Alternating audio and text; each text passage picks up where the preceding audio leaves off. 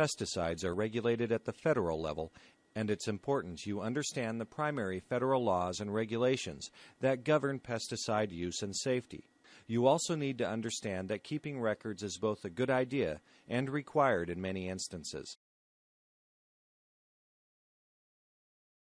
The U.S. Congress passes federal legislation in the House and Senate, and then the legislation is signed by the President. These are federal laws, and Congress has passed several laws that are meant to protect people and the environment from harm that pesticides can pose. There are several federal laws that protect human health and the environment by regulating pesticide registration, labeling, sales, distribution, transportation, storage, application, disposal, and food safety. FIFRA, which is the Federal Insecticide, Fungicide, and Rodenticide Act, is a federal law that was enacted by Congress in 1947. It's been amended many times. In the 1970s, the U.S. Environmental Protection Agency was formed and given the responsibility of administering the Federal Insecticide, Fungicide, and Rodenticide Act. FIFRA is the main federal pesticide law. As provided by FIFRA, EPA is responsible for both registering and licensing pesticides. This must occur prior to any pest control product reaching the marketplace. FIFRA ensures that both human health and environmental health are evaluated, and that federal precautions and restrictions are put into place to ensure that no unreasonable adverse effects occur from legal pesticide use. FIFRA gives EPA the authority to stop the sale or use of a product at any time. FIFRA requires that all labeling and packaging must be consistent throughout the United States. FIFRA also allows for states to enact their own laws or rules that many times are more restrictive than FIFRA. The cornerstone of pesticide law is the label. EPA must follow FIFRA requirements and standards for pesticide evaluation and registration. EPA approves a pesticide label during the registration process. This label is a legal federal document or a legal federal law, and it must be followed. EPA is required to reevaluate products that are already in the marketplace. This re-registration or reevaluation requires that older products meet current standards for pesticide registration. Since FIFRA is a federal law, any violation of the law or any label violation is subject to federal penalties. When EPA reviews the data from the manufacturer, EPA scientists make an evaluation of the relative hazard of each product and classifies who can use or have access to them.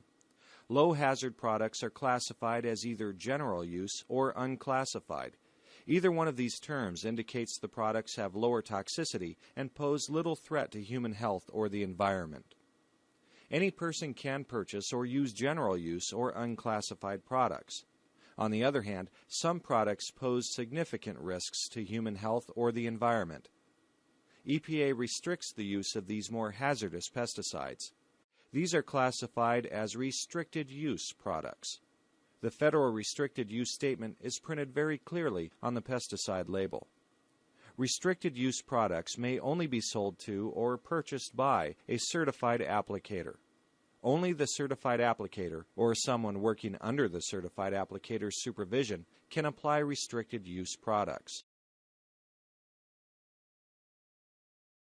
EPA evaluates more than just the active ingredient in a product to assess its concern for human health and the environment. Products with the same active ingredient may differ significantly in their hazard potential due to either the amount of active ingredient or some of the other ingredients added to the formulation. So you can't just assume, since one product was restricted use, that all products with the same active ingredient are classified the same. Remember, EPA requires all federally restricted use pesticides have a restricted use statement right on the pesticide label. Again, the restricted use ones, seen here on the right, are restricted due to concerns for human or animal health, or due to potential impacts on the environment. FIFRA requires that any person who purchases, applies, or supervises the use of a restricted use pesticide must have the appropriate state credential. A state credential may be a certificate or a license. This certified applicator credential indicates the person successfully demonstrated competency in label comprehension, basic principles of pesticide safety application, and pest management. At the federal level, FIFRA separates certified applicators into two groups. These are either private applicators or commercial applicators. In many instances, states have expanded the scope and terminology for commercial applicators. By federal definition, a private applicator is a certified applicator who produces an agricultural commodity on their owned, rented, or leased property, or is employed by an agricultural producer. Produces and private property are the key words. Private applicators are typically owners or employees of farms, forests, nurseries, and greenhouses. States may have more restrictive categories for applicators and use different titles for certified applicators. The other federal group of certified applicators is the commercial applicator. This includes anyone who uses restricted use products for purposes other than production of an agricultural commodity on private or public property. The certified commercial applicator group includes rights-of-way managers, aerial applicators, landscape managers, pest control professionals, public health professionals, seed treaters, and more. Many states have recharacterized the federal commercial applicator group into several different types of applicators.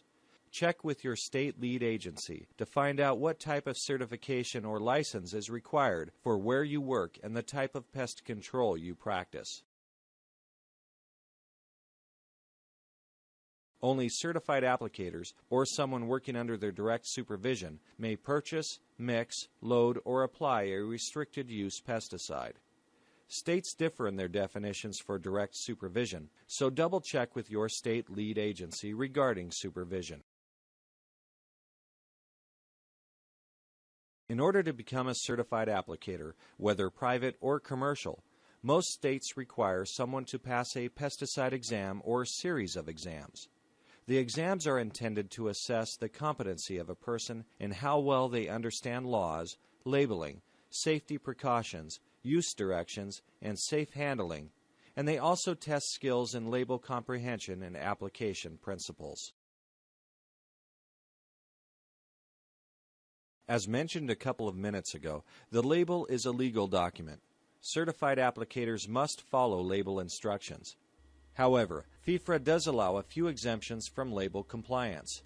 Be very knowledgeable about your state laws and regulations as well, since state laws and rules may override some of the FIFRA exemptions. The label is the law, with no exception. The site of application must be clearly stated on the label.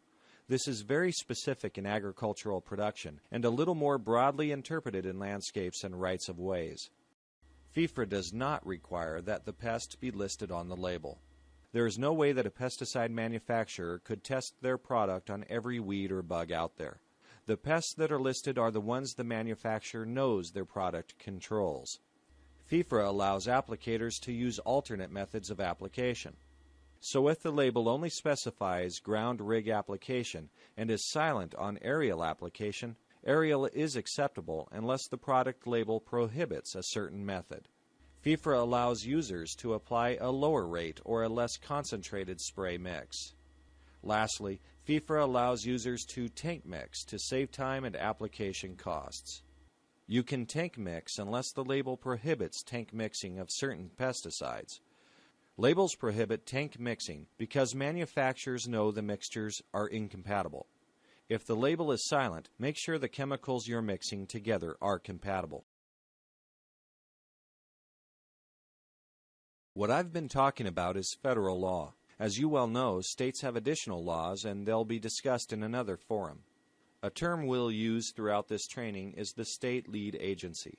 Any state that allows pesticides to be used must designate a state lead pesticide agency. This is the agency that administers the federal and state pesticide program. In many states, it's the State Department of Agriculture or an environmental conservation agency that's the primary state regulating body. States often implement their own laws and regulations that further restrict registrations, sales, application, and disposal. Whether it's a state or federal law or rule that changes or is added, it's the applicator's responsibility to stay current and know about these changes. Let's look at how EPA conducts pesticide registrations. Any product that claims to control, destroy, repel, attract, or otherwise mitigate a pest must be registered by EPA before it can go into the channels of trade. Most registrations follow the standard procedures for product review and labeling. A normal registration is known as a Section 3 registration. Once registered, the product is assigned an EPA registration number, which can be found on the label. Special local need, emergency exemption, minimum risk, and experimental use are all processes that bypass some aspect of normal Section 3 registration, screening, and evaluation. Let's look at each of these special provisions. Certain situations warrant the need for a special local needs registration, also known as a 24C label or SLN. Special local need, SLN, or 24C registrations add additional uses or pests onto an existing registered product. SLN registrations are relied on for minor crops in agriculture. An SLN registration adds a supplemental label to the registration.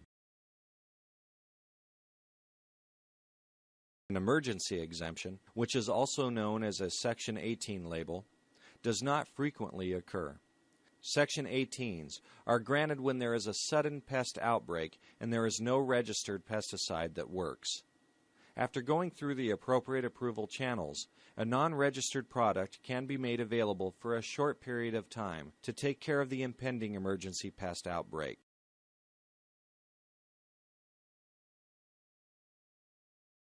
Minimum risk pesticides are actually exempt from registration since they pose minimal risk to human health and the environment.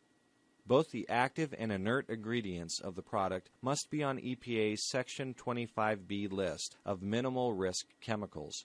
If the chemicals meet the Section 25B exemption from registration, EPA does not screen or evaluate these products and does not approve their labels. This group consists of products that pose very little risk. Other than regulating actual pesticide products, EPA requires that producer establishments of pest control devices be registered. Devices are any manufactured item that traps, destroys, repels, or mitigates a pest. Devices are subject to certain labeling, packaging, and record-keeping requirements. After a product is registered the first time, it undergoes a reevaluation or a re-registration every 15 years. This brings all products up to date for standards that change since initial registration. Today, products that go through re-registration must meet the standards set forth in the FQPA, or Food Quality Protection Act of 1996. FQPA requires that all products are screened for all routes of exposure when determining safe levels of residues in food. FQPA, or the Food Quality Protection Act, is another federal law that was passed by the U.S. Congress. It added several new standards that must be met by manufacturers during the registration or re-registration process. Products must have their residue tolerance limits set at levels where there is reasonable certainty of no harm. When evaluating exposures, the risk assessment process must consider cumulative exposures of related pesticides and account for greater risks in infants and children. FQPA mandates older products be reviewed to ensure they meet the new standards. Now they must be reviewed every 15 years, and FQPA mandates testing for endocrine disruption that is linked to sexual, behavioral, developmental, and reproductive problems. I mentioned that FQPA mandates safe tolerance levels for food and feed. Let's review what a residue is and what a tolerance is. Residue is simply the amount of pesticide that remains on food or feed at the time of harvest. Food and feed crops can have residues present. The tolerance is the maximum legal amount of residue that can remain on or in treated crops or animals sold for food or feed. By using risk assessments, EPA calculates a tolerance, the legal residue limit that is allowed to remain on the crop or feed at harvest. For example, a tolerance of 5 parts per million or 0.1 parts per million. The tolerance varies between active ingredients and between commodities or feed crops. EPA is the agency that sets the tolerance. In order to set the tolerance limit, EPA uses a risk assessment accounting for toxicity, breakdown products, application rate and frequency, degradation processes, and time and the amount of pesticide remaining on the food or feed when it's harvested or processed. Another important factor considered is the eating habits of people in the U.S. Apples would typically have a lower tolerance limit, say 1 parts per million, when compared to grapefruit, say 10 parts per million, since people, especially children, eat more apples than grapefruit, and grapefruit are almost always peeled. The bottom line is that when applicators follow the label use directions, residues will not exceed the tolerance set by EPA, and citizens of the United States can be confident that our food supply is safe. When we import produce and other foods into this country, they must meet the same tolerance standards. So EPA sets the tolerance. 2 other federal agencies are responsible for monitoring our food supply and enforcing tolerances. The Food and Drug Administration, or FDA, monitors food and feed, and the USDA, or U.S. Department of Agriculture, monitors meat and milk supplies. Each state also has an agency that is responsible for enforcing tolerances on food, feed, meat, and milk. Our food supply remains unquestionably safe when pesticides are appropriately applied to food or feed crops for which they are labeled. If an applicator applies a pesticide to a crop not listed on the label, there is a good chance that crop does not have a tolerance set. When an illegal residue is found and reported, confidence in the safety of our food supply is at serious risk. Again, make sure you don't exceed the rate of application or the frequency of applications. The last protection in place on the label to protect our food supply is the pre-harvest interval. The pre-harvest interval is a stated time period that must pass after an application is made and before the crop can be harvested or the animals slaughtered. The pre-harvest interval allows a specified time so that the residues can degrade below the tolerance. The pre-harvest interval is listed on the label in the Directions for Use section and is crop-specific. Let's look at some of the more common violations of FIFRA. It's a violation of federal law to distribute, sell, or deliver a pesticide that has not been registered by EPA, unless it's one of those few minimum risk products that is exempt from registration requirements. After the anthrax scare, a couple of companies were selling products they claimed would kill anthrax. Since their products were not registered as pesticides, the manufacturers were in violation of FIFRA and EPA took action. FIFRA also requires that advertising be within accordance with the pesticide label. FIFRA requires that the contents of a registered product conform with its product label. It's illegal to sell an adulterated or misbranded pesticide. It's also illegal to detach, alter, or deface a container or its label. FIFRA requires that any applicator be willing to have EPA conduct an inspection at any time, and it's a violation of FIFRA to forbid access to a compliance officer who has requested to perform an inspection. FIFRA also requires that any pesticide recommendation or guarantee conform to label directions. EPA and USDA have federal laws that stipulate record-keeping requirements. Inaccurate records are a common violation. It's a FIFRA violation when a distributor sells a restricted use product to a person who is not a certified applicator. Another odd one is that manufacturers or distributors cannot advertise use of restricted use pesticides without telling the audience they are restricted. Boy, this last one is the biggie. It's a violation of federal law to use a pesticide in any manner inconsistent with its label. It says so right on the label. This is the one violation that is used during most enforcement activities against applicators. Usually, if an applicator has one violation, they typically have several violations of label directions associated with the initial misdeed. Violation of FIFRA can be either civil or criminal. Civil penalties for private applicators can be up to $1,000, and for commercial applicators or dealers up to $5,000. I want to point out that when a violation is found, it usually results in finding several violations. Criminal penalties range from up to $1,000 for private applications, $25,000 for commercial applications, and $50,000 for producers.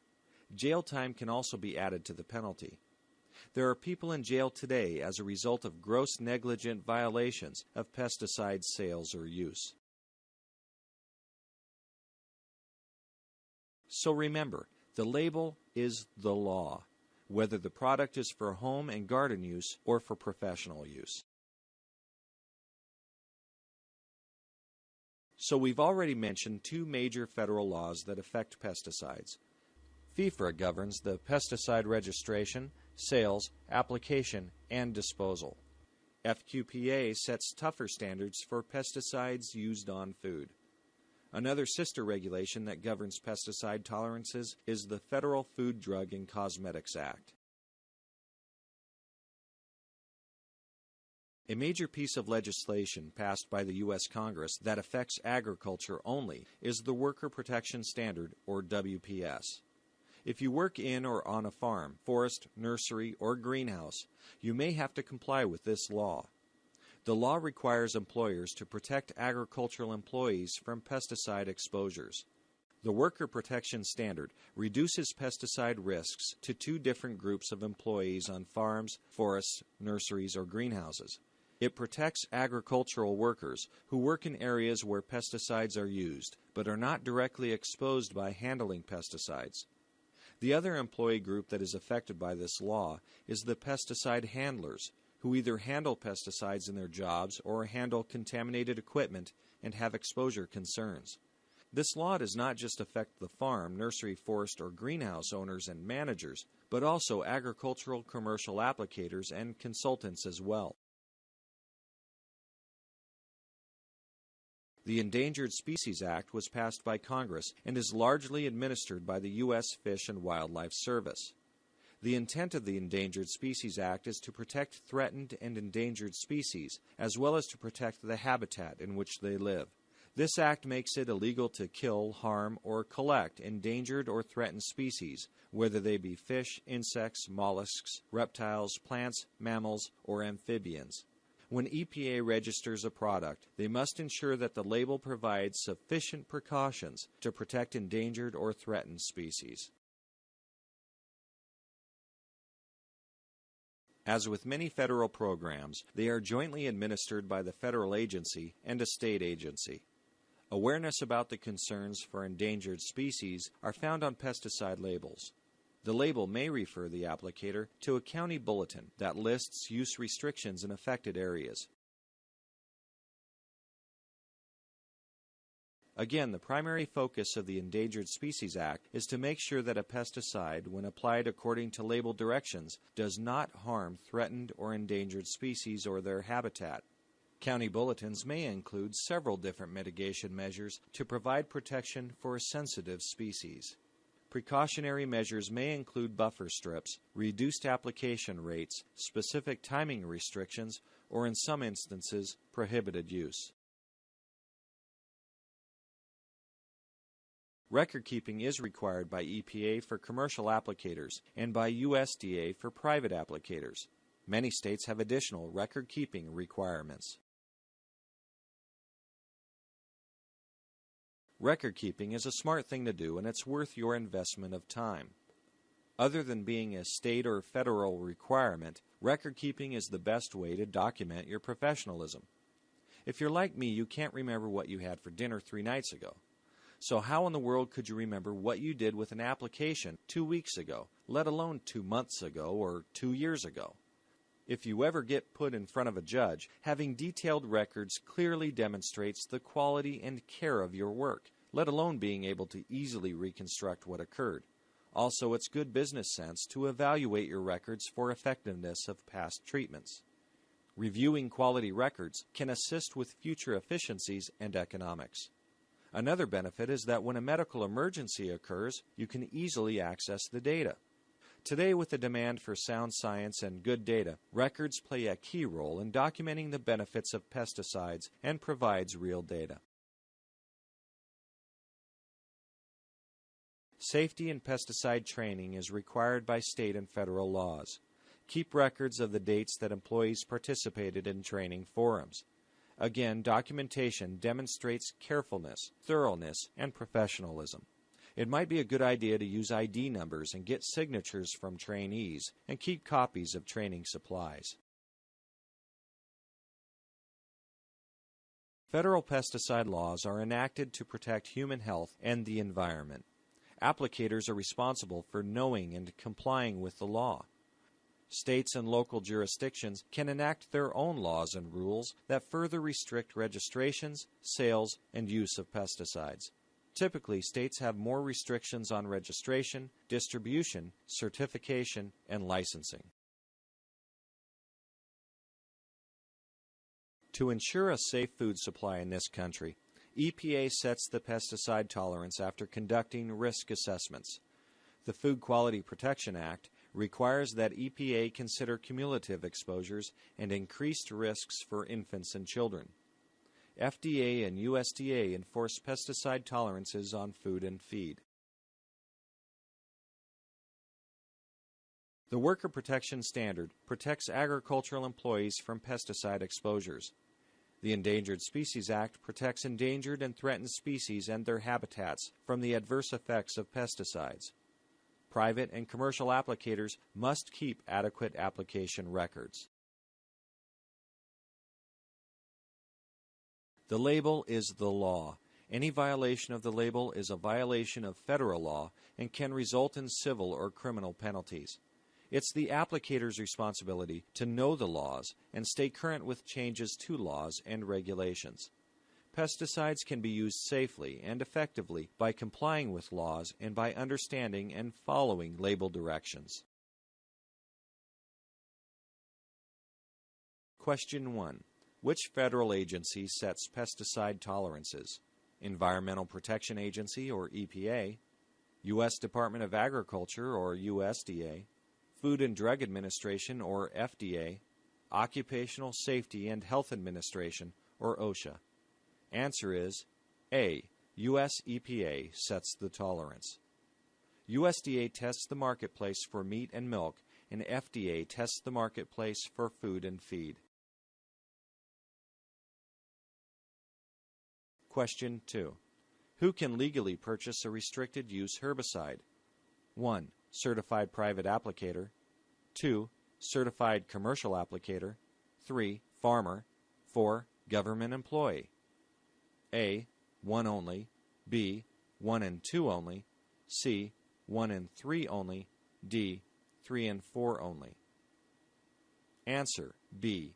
Certified private applicators and certified commercial applicators are the only people with the proper credentials to purchase EPA or state restricted use pesticides. Don't forget an herbicide is one type of pesticide. Question 3. The Worker Protection Standard affects which groups who apply pesticides? Private applicators, commercial turf and landscape applicators, commercial seed treaters, commercial rights-of-way applicators. Answer A. Private applicators who work in agriculture, forests, nurseries, or greenhouses. This presentation was authored by Becky Hines, Carol Ramsey, Carrie Foss, and Brett Johnson of Washington State University Urban IPM and Pesticide Safety Education. In addition to sources noted on the image, graphics were provided by the following sources: Nevada Department of Agriculture, University of Missouri-Lincoln, Virginia Tech, Washington Department of Agriculture, and Washington State University. The presentation material was reviewed by Beth Long, University of Tennessee, Ed Crow, Maryland Department of Agriculture, Jean Kasai, U.S. EPA, and Susan Whitney King, University of Delaware. Narration was provided by Drex Roads, Washington State University Information Department.